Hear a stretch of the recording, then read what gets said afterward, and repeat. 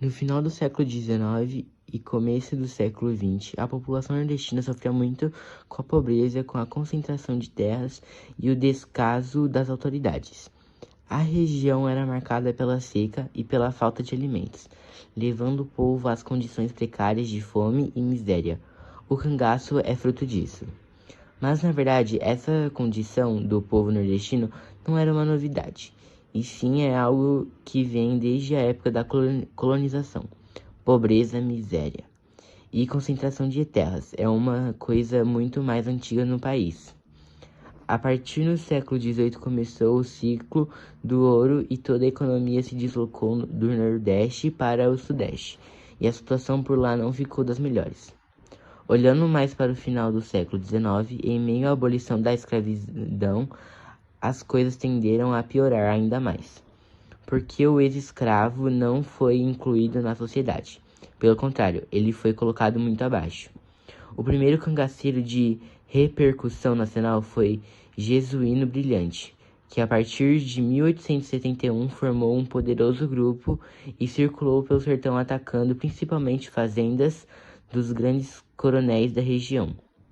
Jesuíno Brilhante nasceu em uma família aristocrática. Com poses, acredita-se que ele se tornou um fora da lei após matar um homem que havia agredido seu irmão. Brilhante foi assassinado em 1869 pelas volantes, como os cangaceiros chamavam as tropas policiais que os combatiam.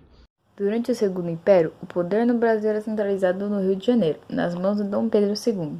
Com a proclamação da República em 1889, o poder foi descentralizado, passando para as elites estaduais e municipais, controladas pelos grandes proprietários de terras, os chamados coronéis. Estes contavam com uma grande influência política e econômica em suas localidades. Também contavam com um grupo de jagunços armados, tendo poder militar em suas regiões muitas vezes maior do que o da República.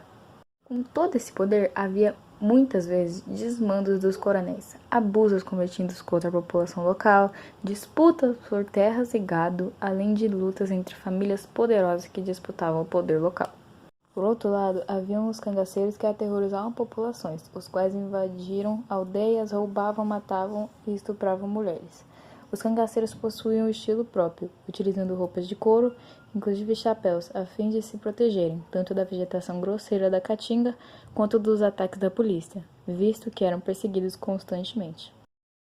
A palavra cangaço tem uma origem no termo canga, que era uma peça de madeira utilizada para prender um carro de bois aos animais que o puxavam. A referência está na forma como o objeto é utilizado. No veículo, os bois levam sobre o pescoço um equipamento muito pesado. Os cangaceiros utilizavam diversos apetrechos atados às suas vestimentas. Mesmo antes do movimento social, o linguajar popular chamava de cangaceiros indivíduos que carregavam produtos pesados e diversos atados ao corpo. Então o termo foi transportado aos membros do movimento, dada a formação de transportar seus pertences. Lampião, como ficou nacionalmente conhecido, Virgulino Ferreira da Silva, foi rei do cangaço, considerado bandido por uns e herói por outros. Ele entrou para o cangaço para vingar aqueles que causaram prejuízos à sua família devido a disputas de terras na região. No final da década de 1920, Lampião e seu bando passavam sempre pelo município de Paulo Afonso, onde ele conheceu Maria Gomes de Oliveira, uma mulher casada na qual Lampião encomendava bordados. Com o passar do tempo, Lampião se apaixonou por Maria. Em 1930, ela abandonou o marido e passou a integrar o bando de Lampião como sua companheira. Maria Bonita foi a primeira mulher a fazer parte do cangaço. Depois dela, muitas outras passaram a integrar diferentes bandos de cangaceiros. Na época, Maria era chamada pelos cangaceiros como Maria de Ideia, mas depois entrou para a história como Maria Bonita.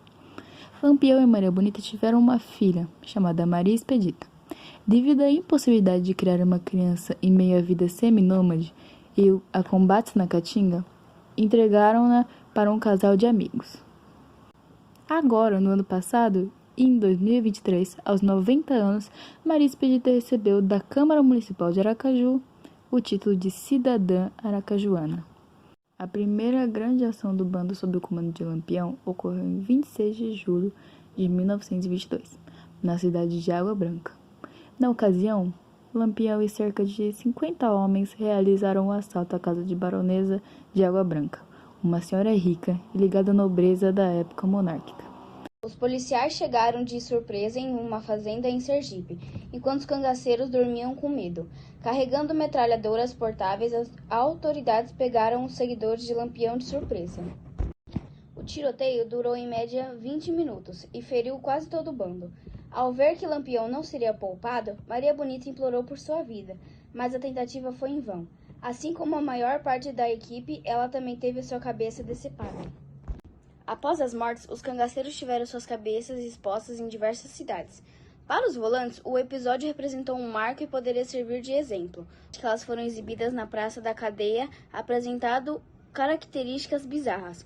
Os órgãos estavam nos primeiros estágios de decomposição. No entanto, isso não impediu que a população acompanhasse todo o processo insólito. A maior contribuição, ou consequência, do cangaço foi para a cultura nacional. O modo de vida do cangaço, seu modo de vestir, suas tradições estão presentes em diversas manifestações culturais no Brasil.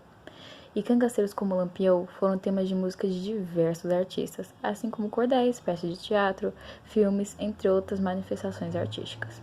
O modo de vestir do cangaço também inspirou e inspira diversos artistas, como Luiz Gonzaga, o rei do Baião.